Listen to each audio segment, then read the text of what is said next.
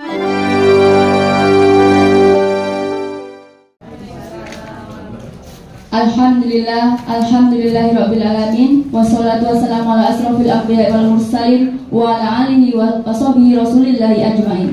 Amma ba'du.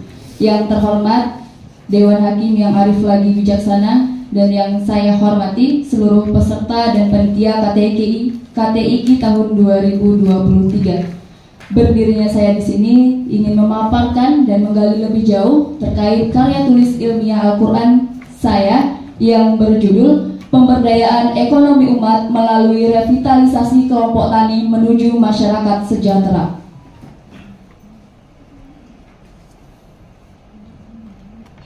Indonesia dikenal dengan negara agraris, di mana tanah subur Indonesia direpresentasikan dalam satu lagu yang berjudul Kolam Susu, di mana salah satu liriknya adalah orang bilang tanah kita tanah surga, tongkat kayu dan batu jadi tanaman. Namun kenyataannya kekayaan alam yang ada di Indonesia belum dimaksimalkan secara maksimal oleh masyarakat Indonesia. Ini dibuktikan dengan data BPS yang menunjukkan bahwa penduduk kurang mampu di pedesaan dengan mata pencaharian utama sebagai petani sebanyak 81,56%. Nah, di tahun 2018 sebanyak 27.682.117 atau sekitar 42,29% rumah tangga memiliki usaha di bidang pertanian. Nah, pemerintah melalui Kementerian Pertanian mengembangkan kelompok-kelompok tani, nah yang dimana kelompok-kelompok tani ini gagasan dan implementasinya sudah ada, namun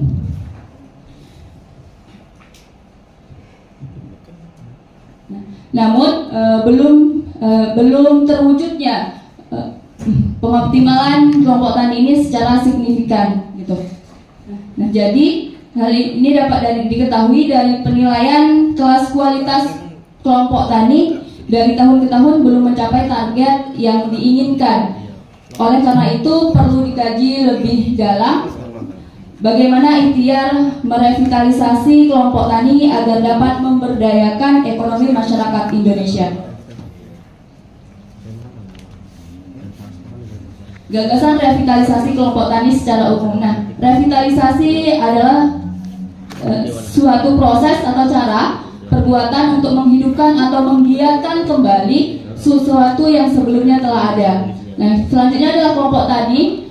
Kelompok tani menurut Hermanto menjelaskan bahwa kelompok tani adalah suatu kelembagaan dalam ruang lingkup petani yang dibentuk untuk mengorganisir para petani dalam meningkatkan kompetensi di bidang pengolahan pertanian. Nah, ini baik di bidang pertanian, hortikultura dan juga peternakan. Pemberdayaan ekonomi umat dalam tinjauan Islam. Nah, di sini ada dalam Quran surah Al-Jumu'ah ayat 10 yang artinya apabila sholat telah dilaksanakan maka bertebaranlah kamu di muka bumi, carilah karunia Allah dan ingatlah Allah banyak-banyak agar kamu beruntung.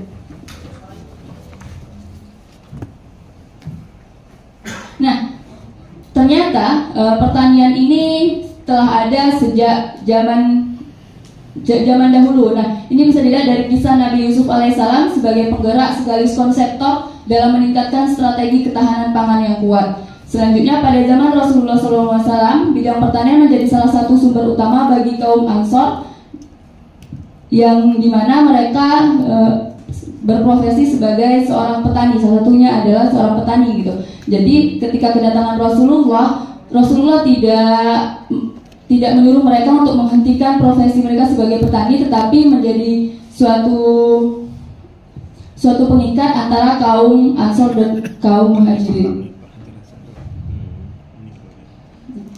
Terkait pertanian di dalam Al-Quran terdapat dalam Quran surah Al-An'am ayat 99.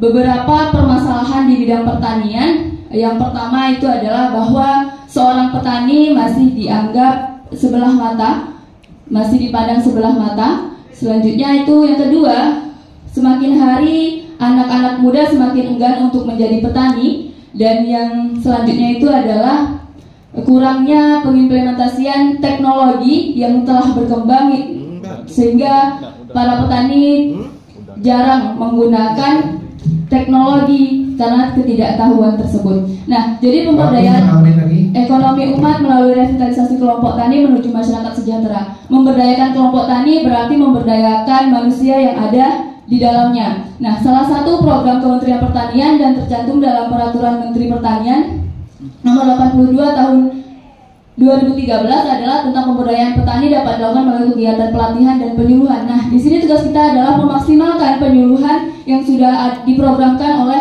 pemerintah, di mana penyuluhan tidak hanya sekedar bagaimana memberikan pemahaman secara teoritis, tapi juga memberikan pemahaman secara praktik atau secara langsung. Selanjutnya adalah baik. Silakan Bu Hadijah.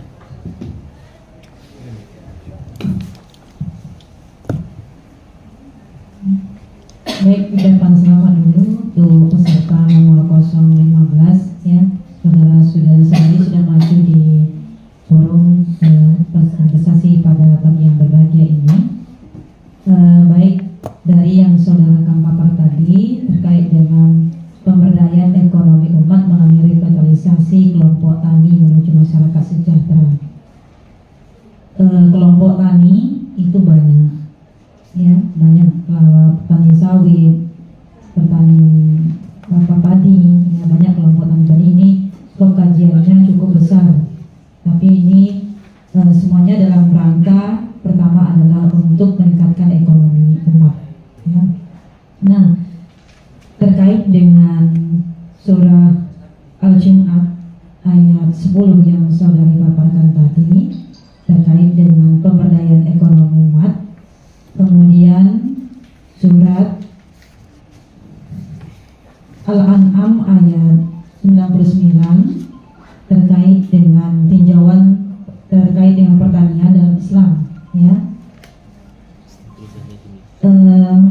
Pertanyaan saya, upaya apa yang dilakukan agar ekonomi petani ini bisa mampu meningkatkan kesejahteraan umat itu sendiri?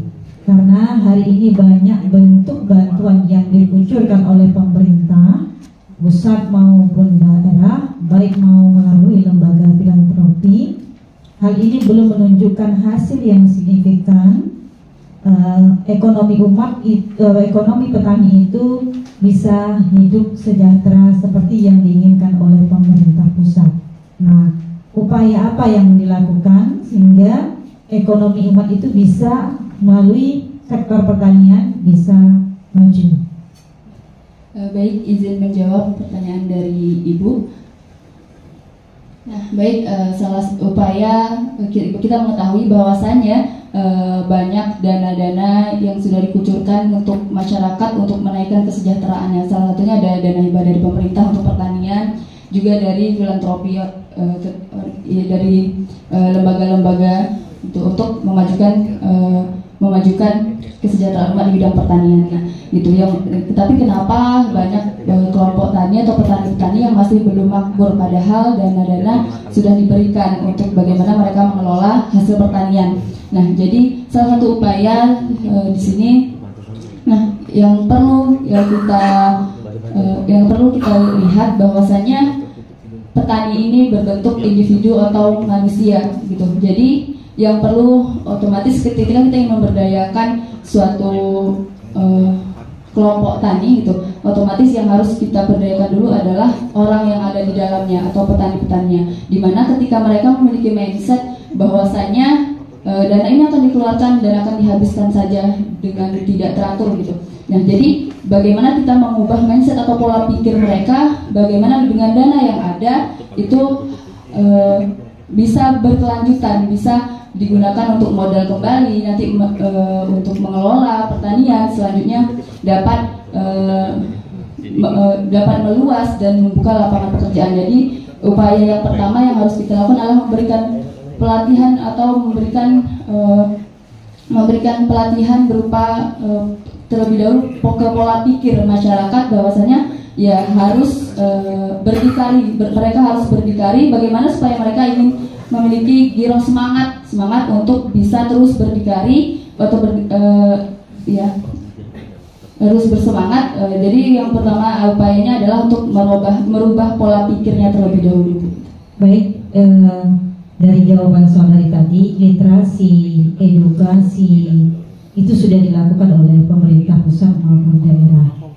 Sebagai contoh, dalam sektor kelompok pertanian itu padi, masyarakat masih belum bisa berubah karena mereka berharap dengan pertanian yang mereka tanam di sektor ladang itu mereka hanya untuk konsumsi saja, bukan untuk mendapat keuntungan yang besar.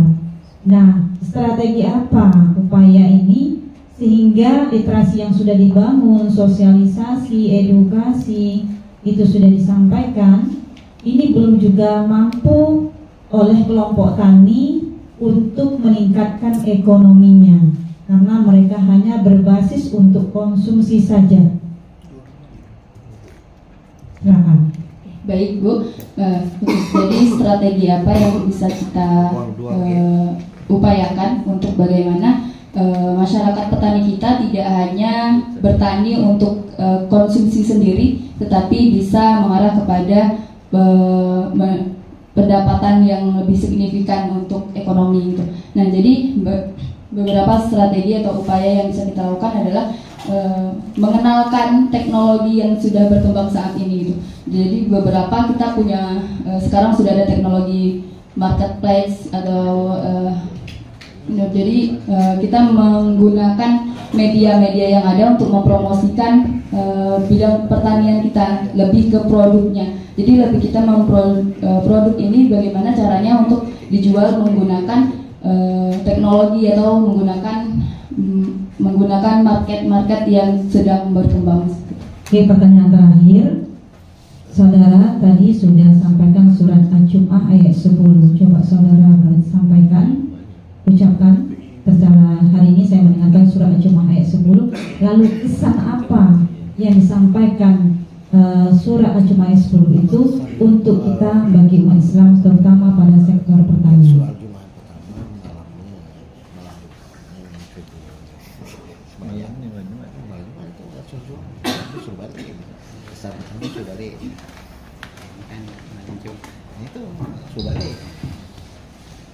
Bismillahirrahmanirrahim.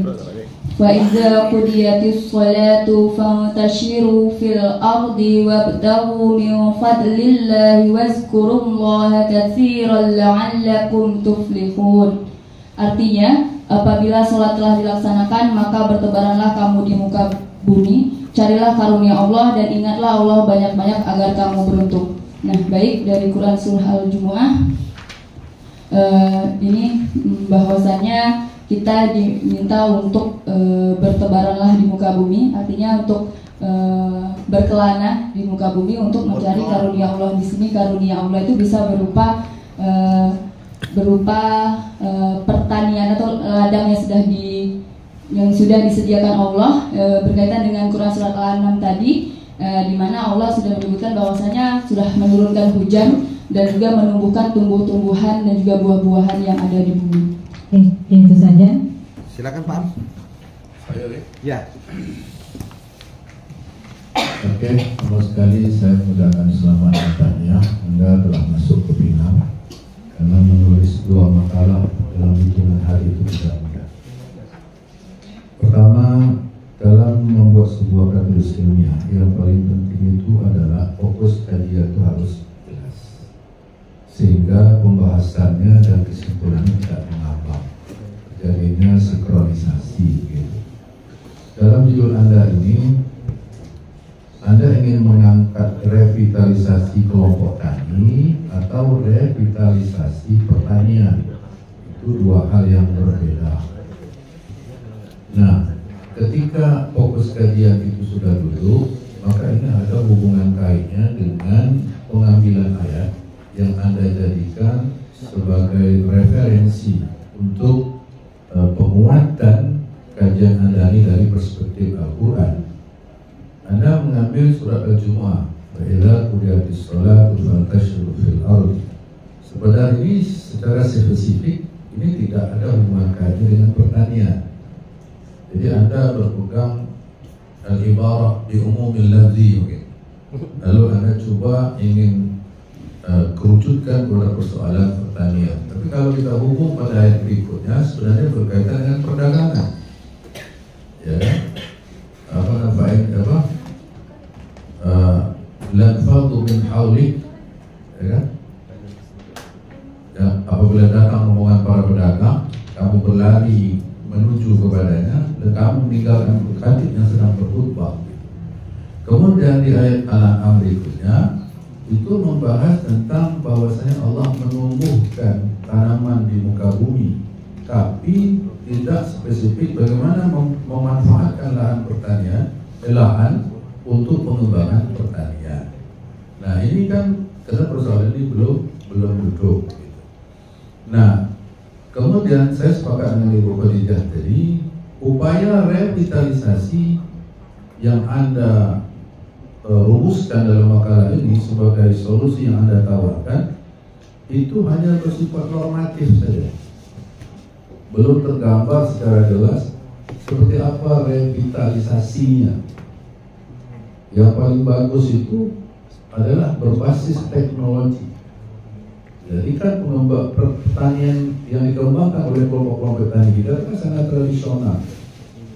Betul kali Ibu Khadijah hanya digunakan untuk kepentingan konsumtif. Tapi kalau ditopang dengan revitalisasi berbasis teknologi, itu akan menyebabkan produksi hasil pertanian itu semakin meningkat. Mungkin rentang waktu panennya pun tidak begitu lama. Itu ada korelasinya dengan peningkatan kesejahteraan masyarakat.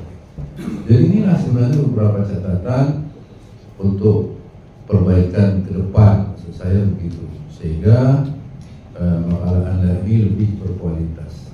Kemudian terakhir, hati-hati menulis ayat, ya kan? Jangan sampai tinggal huruf, salah baris, salah arti, uang huruf tentang tak manual dengan maknanya. Jadi saya kira itu, saya hanya memberikan saran dan catatan. Terima kasih. Terima kasih. Baik, terima kasih. Ada hal yang saya ingin sampaikan. Pertama, ada pepatah orang tua mengatakan, berat mata memandang lebih berat bahu memikul. Anda hanya nengok mata ada, tapi Anda sendiri tidak pernah memikulnya. Menyuruh generasi akan datang untuk mindsetnya bisa untuk melanjutkan pertanian. Anda mau bertani nggak? Ada sendiri juga nggak mau bertani, karena menganggap bahwa petani itu dalam tanda petik kelasnya di bawah. Jadi bukan itu, saya lebih setuju kalau saya dikatakan oleh Pak Abrizal dengan Khadijah tadi, seharusnya adalah meningkatkan hasil pertanian, bukan menjadi petani. Dan Anda kalau mau menjadi petani dan sebagainya, apalagi tadi di wilayahnya juga nggak jelas ini mau di mana, mau pinggir ini sendiri atau duri sendiri, apakah wilayah pertanian. Nah wilayah kita bukan wilayah pertanian, Riau ini pada umumnya bukan wilayah pertanian. Nah kalau bukan wilayah pertanian, harusnya mengkaji wilayah yang akan mengembangkan ekonomi kerakyatan di bidangnya apa, banyak perdagangan kah, umpamanya kelautan kah. Umpamanya kalau saya di Riau, umpamanya kan tidak ada seperti tambak. Kalau saya kata Bu Khadijah tadi malam, ada tambak ikan terumbu yang di antara Bengkalis dengan Pak Ning ada. Kenapa tidak dibuat itu umpama, atau mungkin antara Rupat dengan Dumai umpamanya. Ini yang saya lihat, kok ke pertanian ngapain? Kita tidak sendiri di sini tidak pertanian. Kedua, yang ketiga, seperti yang dikatakan tadi ya, kalau seandainya yang sebelumnya dapat di jalan, Anda mungkin dapat di bilik temenung nih mungkin ini, sehingga kemudian paparannya ini kok ngambang kemana-mana dan tidak ada sesuatu yang baru. Artinya hanya untuk pelepas dari administrasi KTIK, memberikan pelatihan, semuanya sudah dipakai. Tadi sesuatu yang barunya tidak ada. Tidak ada yang baru dari apa yang Anda usahakan, sehingga kemudian wajar kalau seandainya pengembangan ekonomi ini tidak terlihat. Apa yang direvitalkan juga nggak ada. Revital kan berarti barang yang vital, yang tak kuat lagi, maka dikuatkan kembali. Sementara selama ini barang itu sudah memang tak kuat, lalu ada tambah lagi yang tak kuat, itu hanya sekedar mengulang bahwa dia tidak kuat. Sebenarnya kaji Anda ini terjawablah sudah, harusnya Anda jawab dari pertanyaan Ukhadia tadi. Apa hubungan dari surah Al-Jumu'ah yang tadi sebetulnya intinya suruh pulang? Kan Pantasiru kan suruh pulang. Barangkali demikian, terima kasih. Kita berikan aplaus. Dan pada situ. Baik, terima kasih atas perhatian dan saran yang sudah diberikan oleh Dewan Hakim. Saya akhiri, billahi taufik wal hidayah. Wassalamualaikum warahmatullahi wabarakatuh.